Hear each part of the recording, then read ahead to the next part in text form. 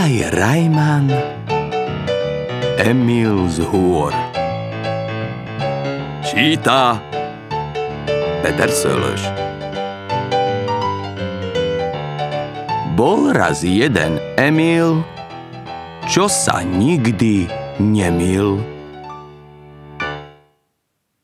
Veru tak, milé deti? Či veríte alebo nie? Žil raz taký mladík, ktorý nedodržiaval základné hygienické zásady. Nie len, že sa neumýval, nečesal, neholil si fúzy, nerajbal nohy ani žltý chrup. On si dokonca neprezliekal ponožky ani trenírky. Ako by si ich mohol prezliekať, keď žiadne nemal? Jeho dvojmetrové telo bolo porastené hustou srsťou.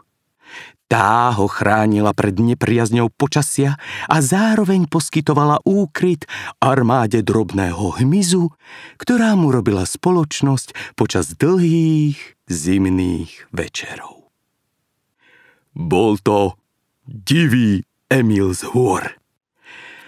V lete sa živil medom včiel a zberom lesných plodov. V zime spal.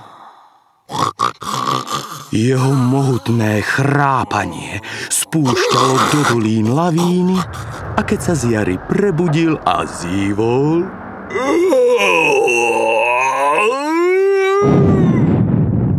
znelo to ako hrmenie. Žil si Emil v horách slobodne.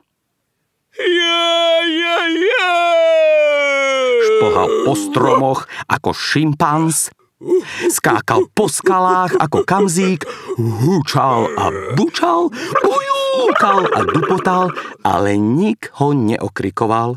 Nik sa nesťažoval, nik mu nerozkazoval, nezakazoval, nik ho nejako nevychovával.